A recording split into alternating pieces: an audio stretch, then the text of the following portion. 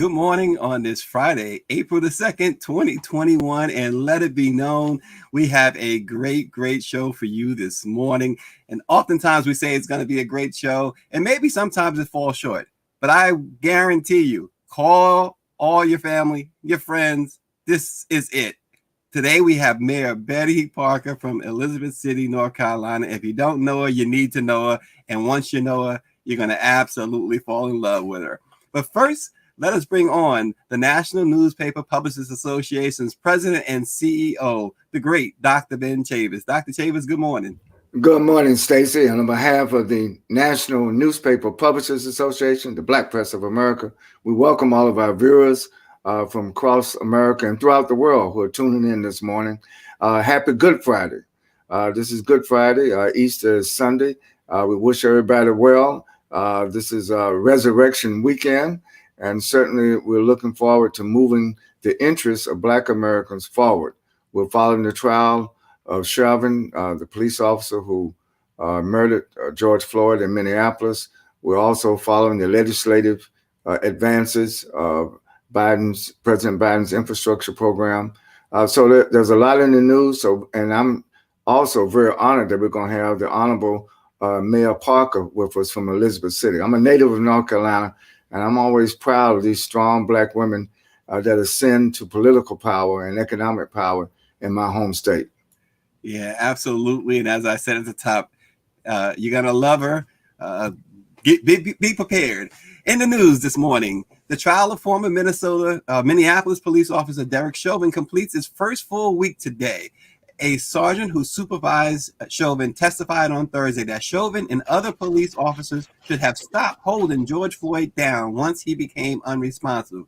Sergeant David Ploger said when Mr. Floyd was no longer offering up any resistance to the officers, they could have ended their restraint. Sergeant Ploger said that he had spoken with Chauvin moments after Floyd was taken away in an ambulance, and that Chauvin had not mentioned the pressure he applied to George Floyd's neck in that conversation. They spoke by phone after the sergeant received a call from a 911 dispatcher who was concerned by live surveillance footage of officers restraining George Floyd. Also, really damaging testimony for the defense. Paramedic Derek Smith testified that various efforts to save George Floyd didn't change his condition.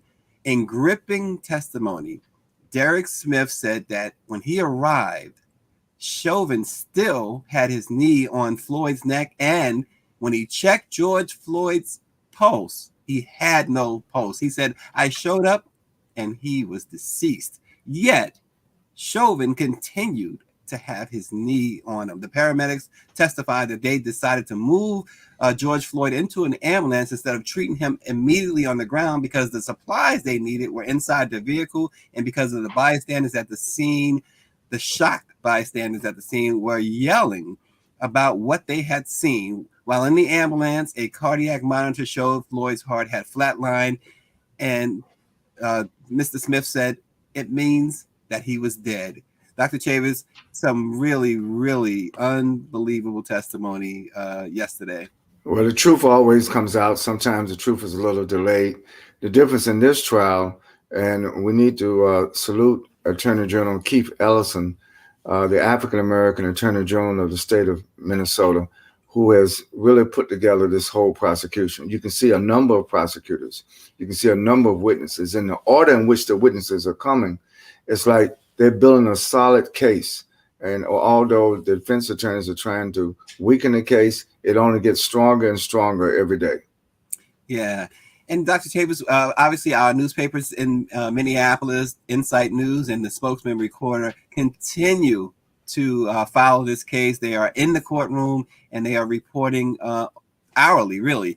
So we will continue to update our readers at blackpressusa.com, at those newspaper websites, Insight News and spokesmanrecorder.com. So please continue to follow the Black Press's coverage of this trial of Derek Chauvin. And some good news, Dr. Chavis. Anuvo Dangerfield, a senior at Albany High School in upstate New York, has made history as the school's first Black valedictorian since 1868. She says, I think that just being able to be valedictorian is an amazing accomplishment. She says, I'm very privileged to be in that position, but to have some historical meaning behind it, to have a position wherein my school, there's a lot of students who look like me. Now I'll have an opportunity to live by the mantra, if you can see it, you can be it.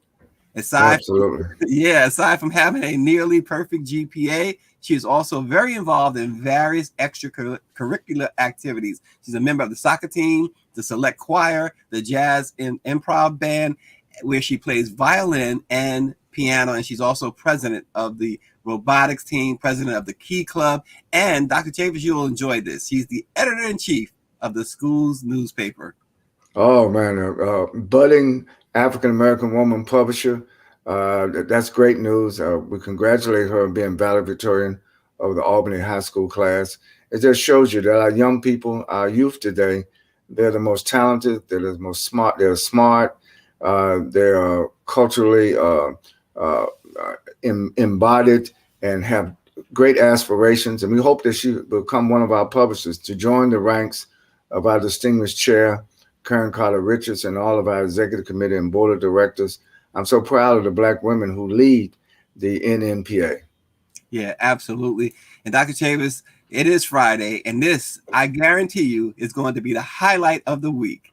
Well, it's Good Friday. It's Good Friday. So we know we're going to have a good mayor on. She's a former math teacher who grew up in the segregated South. She never aspired to get into politics, but with the support and encouragement of her community, she made history as the first woman to become mayor of Elizabeth City, North Carolina. Ladies and gentlemen, Mayor Bettie Parker. Good morning, Mayor Parker. Good morning. Good morning. Welcome to the Black Press of America. Thank you so much. I feel honored to be here this morning. And I just thank you for inviting me to be on your show. It simply shows me that you value my accomplishments. Absolutely. And as well, we should. Tell us a little bit, Mayor Parker, first about your journey to become mayor. You was a teacher for over 30 years.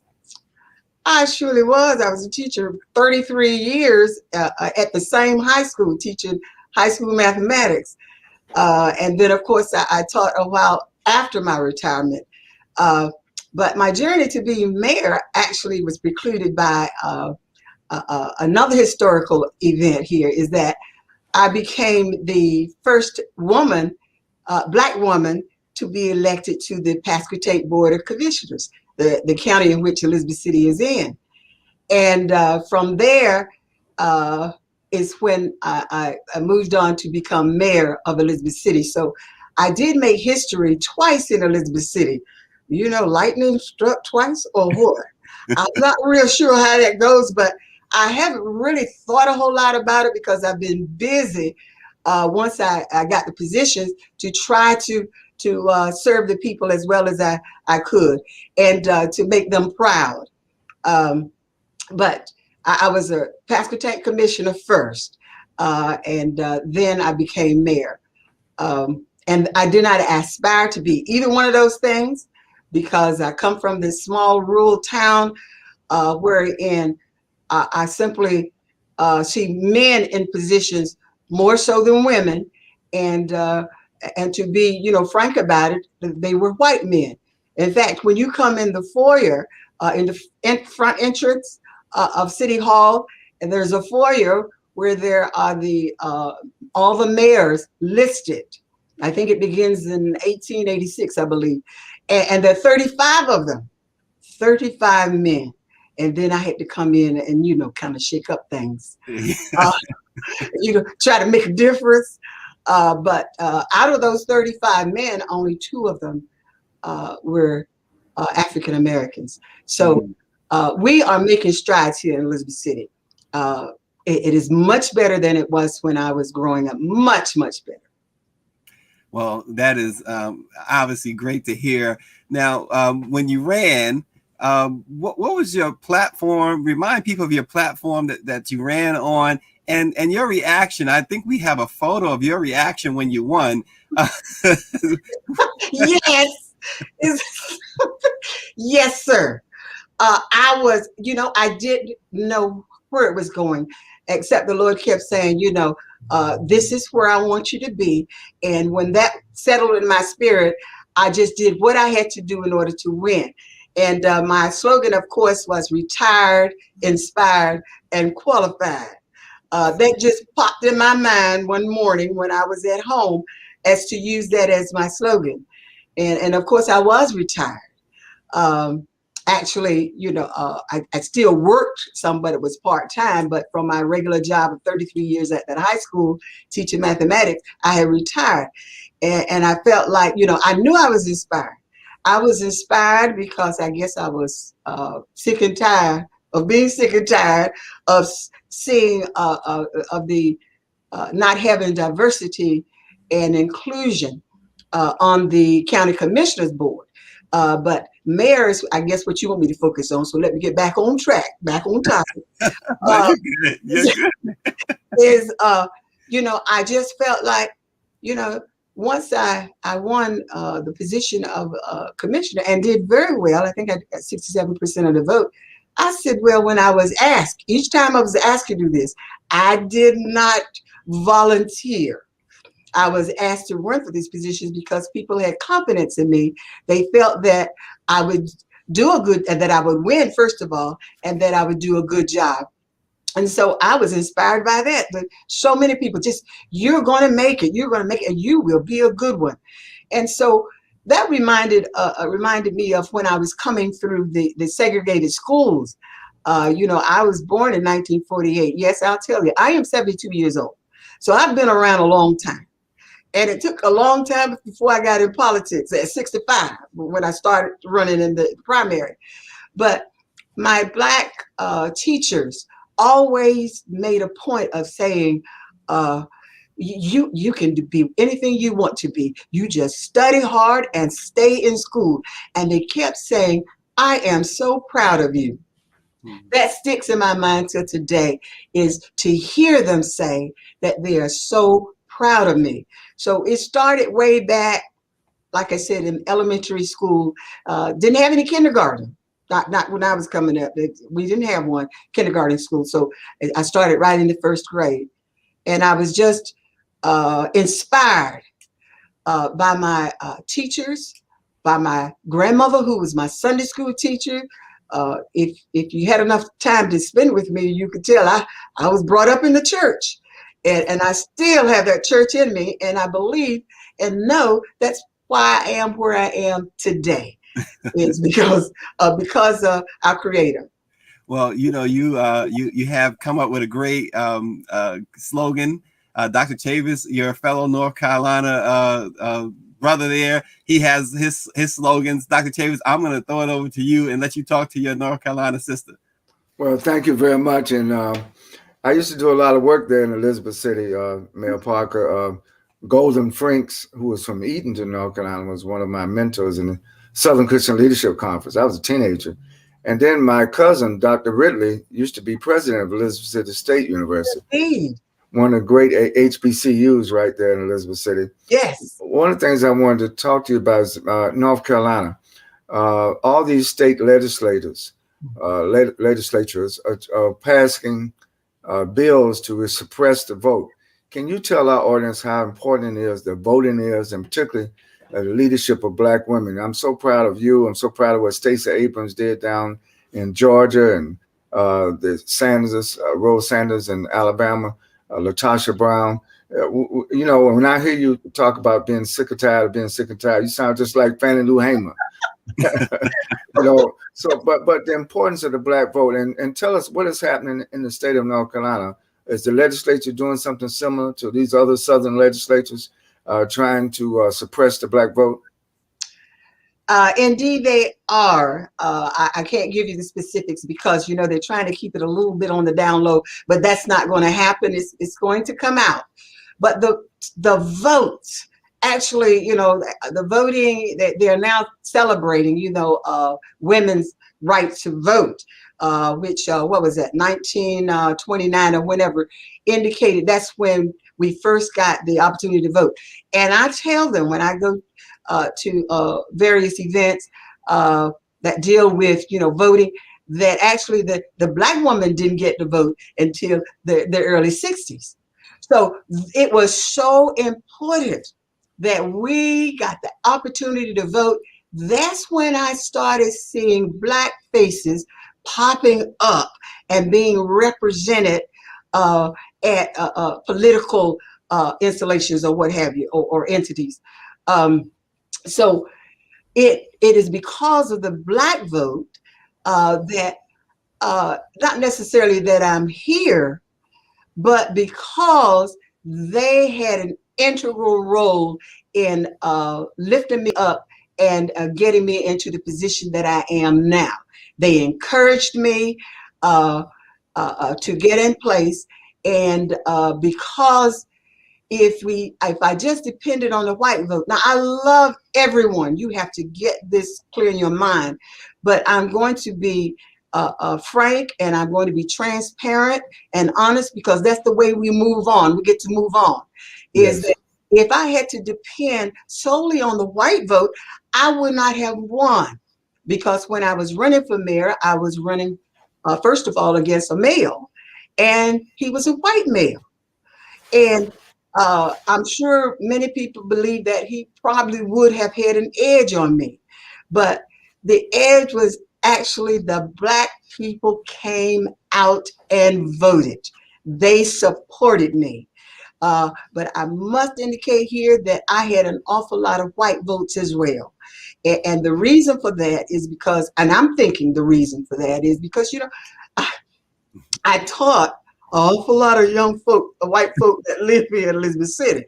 I was at the only high school that was in Elizabeth City until 2000, to the year 2000, when we got a second high school.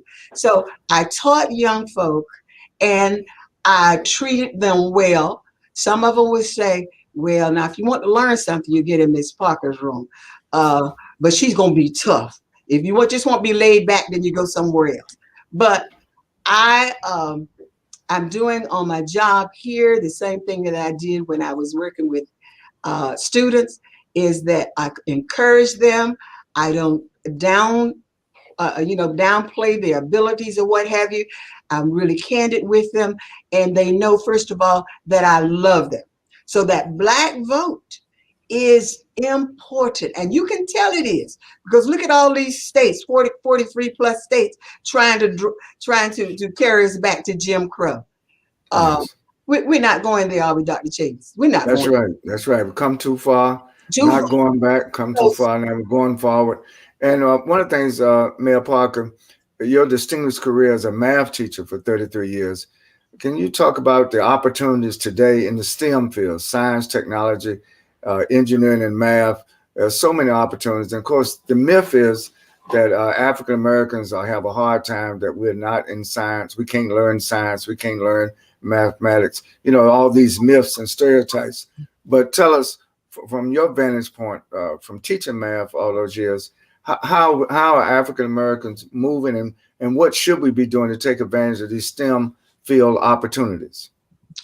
And that's exactly what it has been, myths and stereotypes, is that we were brainwashed. I know I was brainwashed when I was coming up, that I wouldn't be able to do this, so I wouldn't be able to do that. And not by our people, but by those who just felt that way. They didn't know. They really didn't know us, know our abilities, but they, when you're in power, you have a tendency to say whatever you want and try to keep others out of power. And so with the mathematics and the science and the technology, our kids are just as capable. We've a lot of things we didn't have, or we still don't have, but they have more than they had when I was coming up. So if I was able to successfully become a mathematics teacher, being poor, down they call the country girl, I was in the bottom of Weeksville, I had people who encouraged me to, if that's what you want to study, you want to be in, you can do that. And I succeeded. I did not have a set of encyclopedias. See, young folks probably don't know what that is now, but Oh yeah. encyclopedias, they got Google Yes. and all of that now, but those encyclopedias, that was my information front. I did not get a set in my home till I was in the 11th grade, when one of my older brothers went to work in Washington, D.C. and bought the set for his younger siblings. So I didn't have it easy, but if you instill in the youth that they are capable of doing what they have in mind, if they aspire to be an astronaut, you can be an astronaut. If you aspire to be president of the United States, you can be president of the United States. It's doable now. Yes. We have President Obama has opened up a world of possibilities. Mayor Parker has opened up a world of possibilities for the young girls. So in any of those science areas, our students are capable. That's one of the reasons I stayed in the classroom teaching mathematics, is to inspire our youth to get into the higher courses, because I taught the trigonometry, I taught senior mathematics, I taught algebra 1, algebra 2. See, I taught all the maths, which a lot of people said they're not going to let anybody black teach those subjects. But I did, because my principal saw that I was capable. Yes. So, and listen, and I was inspired to be able to do it, because I kept thinking about my elementary school teachers and my high school teachers saying, you can do it. So whatever I was given, I felt like I could do it as far as teaching the students. So they great. are capable as well. Yep. And I want to say good morning to Eddie Harris and Michael Campbell and all those who are watching. Lynn Spivey has visited Elizabeth City, North Carolina. She says it's a beautiful city. Can you tell us, Mayor, what's your plans for the city? What are you hoping to accomplish for Elizabeth City as mayor? And what I'll do is tell you, I'm hoping to accomplish big things. So if you think big, and whatever's in your big imagination, it will happen in Elizabeth City. I'll start by saying that, because when I was running for mayor, the citizens, a lot of the citizens, told me what they wanted. They wanted the council to be more civil, because they were having problems, and we are more civil. The senior citizens told me, said, Mayor Parker, we've been requisitioning for a new senior center for 5 years or more. And where we are now, it is just so crowded, we can't even really enjoy ourselves. And I listened to all of those things. And they wanted the utility. We were having problems with utility billing. Could you help us with that, Ms. Parker? And I was candid with them. I said, I don't know if I will be able to accomplish those things. I said, I have to get get on the inside, and then I can make assessments. I can see what needs to be done, how I can maneuver it. And I'll tell you right now, our council is more civil. I'll tell you right now that our billing system is a top notch. And I'll tell you right now, in Elizabeth City, we have a beautiful senior center that overlooks the Pasquotank River. Wow. And I didn't know that I could do these things. I just know that if I continue on the righteous path and serve people according to the tenets of the word, that's in my spirit, that it will happen. And that has happened. And we're a small city. We are tier 1 county. And I think Dr. Chavis understands what I'm talking about, tier 1 economically. Yes. But we're coming out of that mire. We are a diamond in the rough, and we're beginning to shine. We're beginning to sparkle. And this is only my second term here. I'm not saying I'm doing a third. But I'm just saying, if those things could happen, then more things will happen when we open up this Interstate 87, where we will be able to have access to having factories, near us, not factories necessarily, but industry, more industry, then we can grow. And I see us growing. More jobs have come since I've been in this position, that the young people can take on, and it's a hard task. That's why this is, I set my own hours, right? Because I'm not what you call a salaried mayor, but I'm in this office as if I'm salaried because the Lord gives me the strength to work. He gives me goals to accomplish, and I work toward those, and I have a vision that they will get done. Well, before I give it back to you, Dr. Chavis, for your closing thoughts, I want to I want Mayor Parker to explain to our viewers. She told us something interesting, told us a lot of things that was interesting before we went live, but she has a daughter, and tell everyone your daughter's name and why that's her name. Oh my goodness.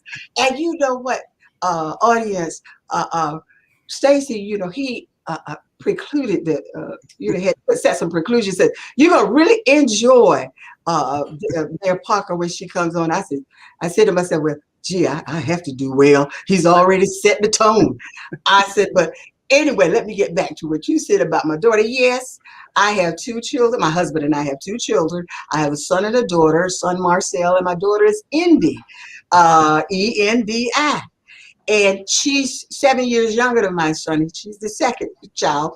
And my husband and I said, we're going to end it here. I said, yeah.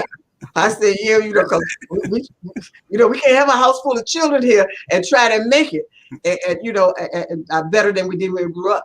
So we named her Indy, Endi, and we're going to end it with her. So we dropped the T. We said that wouldn't look too good. So we just put Endi. That's how she got her name. So and how long you guys been married? It will be 50 years this July 27th. Half a century. And like I told Stacy and I think it was Enchanted earlier, I told them, I said, look, I don't even know how that happened. 50 years. I said, and it really doesn't seem like it, to tell you the truth. Yeah. We just keep moving. We just keep it moving. Absolutely. Mayor Bettie Parker. Dr. Chavis, your closing thoughts, but Mayor Bettie Parker. Mayor Parker, you represent and embody the resilience of people of African descent. Earlier this week, I was with some of the African ambassadors from Ghana, from Togo, from Sierra Leone, and other African nations. And we were talking about 500 years since African people were enslaved and what we need to be doing.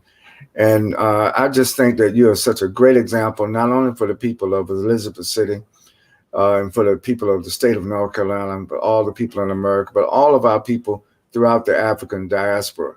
I want to ask you about the tourist attractions of Elizabeth City. I want people to come to visit Elizabeth City, spend some money in Elizabeth City, and help your economy.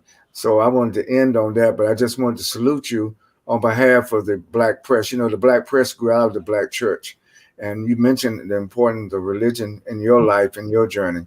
So God has blessed you, and now you're blessing other people with your life. And you say you're 72, but you look like you're 42. You look like you're still doing it, and God has blessed you. And congratulations on 50 years of marriage.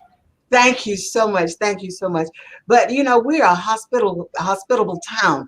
We're called the harbor of hospitality. Harbor because of our Pasquotank River. We're nestled up under the Pasquotank River. We have good parks here. You would enjoy the parks. Of course, you can bring your boats in. People that come up and down the coast, stop here from time to time, and we have a brand new state-of-the-art theater that you can attend. It just opened officially about 3 weeks ago, and the people themselves are good people. In fact, I know you want tourist attractions, but one of the biggest things would be the people, the attractions, because we're welcoming. When you come, you can't beat having somebody smiling at you and welcoming you, and then taking you to our Museum of the Albemarle, our Arts of the Albemarle, taking you around and just making you feel at home. That's what we have to sell the most, our hospitable nature. Very good, very good. Well, you're doing an excellent job, and you may have to do a third and fourth term. I'm not sure now. I like to write a book. And 72, I got more years behind me than I have ahead of me. So I want to get that book out, because as I look back over my life, I think I have a lot to tell, and it will be an inspiration to others. Absolutely. God bless you. And thank you so much for coming on the Black Press. Let it be known. Thank you, sir. Thank you for the invitation. Well, we had some, I think I had some internet problems myself. Wow, what a week. Well, Mayor Bettie Parker, again, thank you so much for joining us. This has been a treat, and then some. Dr. Chavis, it's also Stress Awareness Month. Stress Awareness Month is an annual designation observed in April. Have you ever been in a situation that was a little or a lot overwhelming? You had deadlines approaching and a mile-long list of things to do, and you felt like you were way over your head. Well, you're not alone. Everyone feels stressed from time to time, especially as we get older and the responsibilities really pile onto our plate. The thing about stress is a little bit of it isn't necessarily a bad thing, but too much of it can be detrimental to our emotional and physical health. Learning to find that healthy balance is the best way to live a productive life. This month, we recognize the difference between good and bad stress and try to find our happy place with all the madness. So how to observe it? Use the hashtag National Stress Awareness Month or Stress Awareness Month to post on social media. This month, we are all challenged to keep our stress levels low and our peace levels high. Let it be known, try to never be anxious about the next day, for the next day will have its own anxieties. Have a great weekend. Stay safe and stay well. We'll see you on Monday.